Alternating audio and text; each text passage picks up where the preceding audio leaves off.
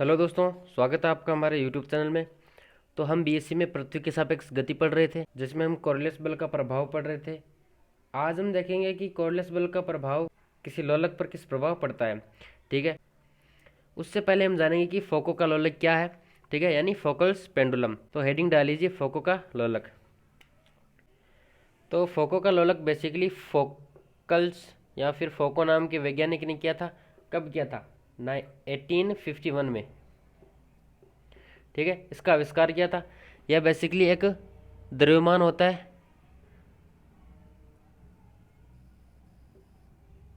28 KG का द्रव्यमान, एक 70 मीटर लगभग लंबी।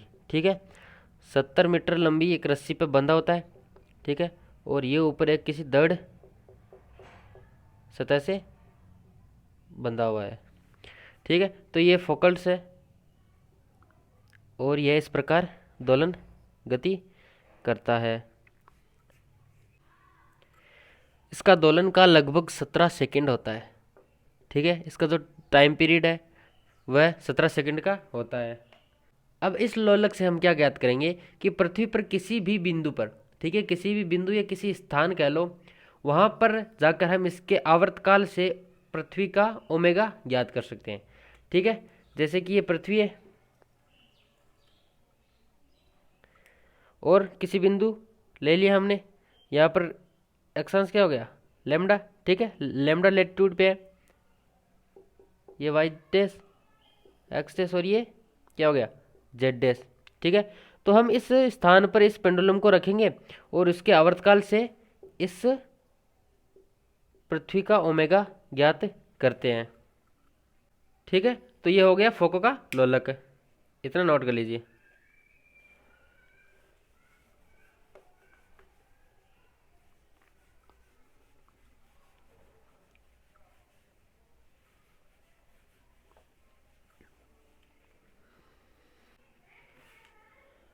अब नेक्स्ट हेडिंग है कोरियोलिस बल का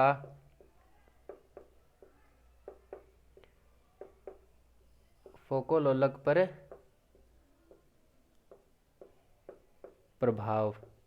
ठीक है, कोरियोलिस बल का प्रभाव देखेंगे कि उस पर किस प्रकार होगा। तो ये हमने ले ली पृथ्वी। ठीक है, ये इसका सेंटर हो गया। यहाँ से एक लैम्डा अक्षांश पे हमने मान लिया कि कोई बिंदु है। ठीक है, और ये इसका 90 डिग्री हो गया, ये हो गया 90 माइनस लैम्डा। ठीक है, ये किसी ओमेगा वेग से घूर्णी गति कर रही है। तो ये जो बिंदु है, ठीक है, इस बिंदु के निर्देशांक क्या होंगे? इस प्रकार y, इस तरफ x डैश और ऊर्ध्वाधर ऊपर हो जाएगा z डैश। ठीक है, तो z डैश में हम ऊर्ध्वाधर ऊपर एक पेंडुलम रख देंगे। ठीक है, तो पेंडुलम किस प्रकार हो जाएगा? ठीक है, जैसे कि ये z डैश था तो इस पर पेंडुलम रख दिया और ये इस प्रकार गति करेगा। ठीक है, ये क्या हो गया? y dash.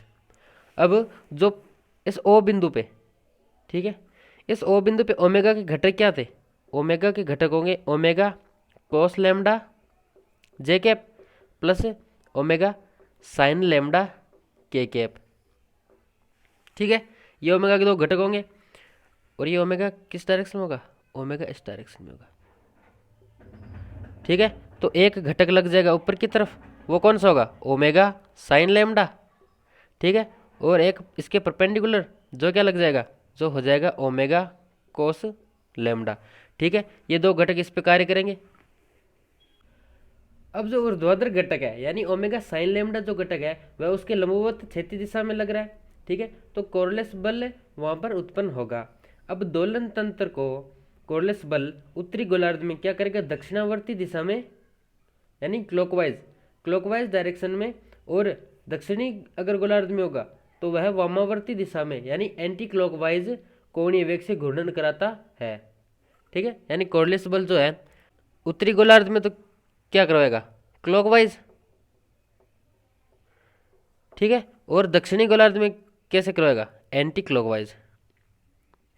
जो इसका ओमेगा साइन लैम्डा घटक है उससे एक कोरियोलिस बल उत्पन्न होगा और वह उसकी एक घूर्णी गति करवा देगा।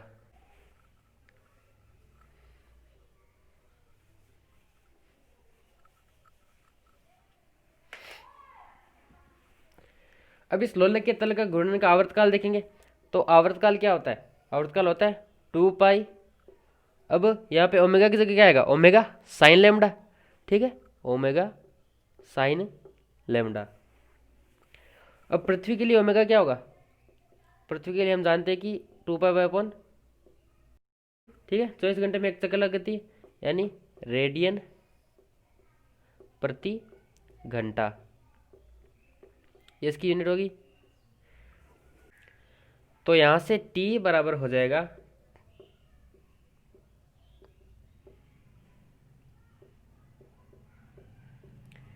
ओमेगा की वैल्यू हमने रख दी इसमें। ठीक है, तो यहां से हमारे पास t आ गया 24/sin लेमडा घंटा, यानी इतना इसका आवर्तकाल होगा। इतना नोट कर लीजिए।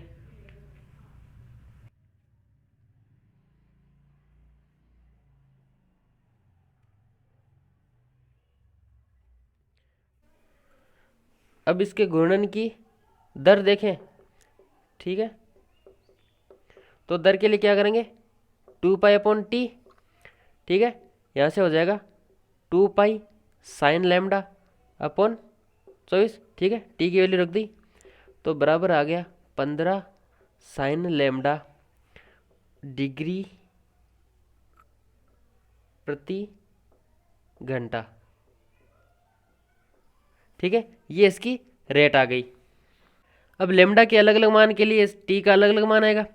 ठीक है, तो पहला, अगर लेमडा 90 डिग्री होगा, ठीक है, यानी ध्रुवों पर, पृथ्वी के ध्रुवों पर लेमडा 90 डिग्री होगा, तो टी बराबर क्या हो जाएगा? टी बराबर 24 घंटे हो जाएगा। ठीक है, 90 पे साइन लेमडा का मान 1 हो जाएगा। दूसरा, भूमध्य रेखा पे T is equals to 0 degree, भूमध्य रेखा पर, तो यहाँ पर t बराबर हो जाएगा इन्फिनिटी, यानी जो घूर्णन तल है उसका घूर्णन होगा ही नहीं। तो इस प्रकार कोर्डलेस बल से लोलक की घूर्णन गति होती है। ठीक है, आई होप आपको समझ में आ गया होगा। तो हमने पृथ्वी के सापेक्ष के सारे केस पढ़ लिए हैं, जिसमें हमने सबसे पहले अपकेंद्रीय बल का प्रभाव देखा, फिर हमने पृथ्वी पर क्षैतिज दिशा में गतिशील कण पर कोर्डलेस बल का प्रभाव देखा, जिसमें कि हमने चक्रवात नदी का कटाव देखा, फिर पृथ्वी पर ऊर्ध्वाधर नीचे की ओर गिरते पिंड पर कोर्डलेस बल का प्रभाव पड़ा, उसके बाद हमने पृथ्वी पर ऊर्ध्वाधर ऊपर फेंके गए कोर्डलेस बल का प्रभाव पड़ा। ठीक है, और आज हमने देख लिया कि लोलक पर कोर्डलेस बल का किस प्रकार प्रभाव होगा। ठीक है, तो पृथ्वी के सापेक्ष गति में बस इतना ही था। मिलते हैं नेक्स्ट लेक्चर में।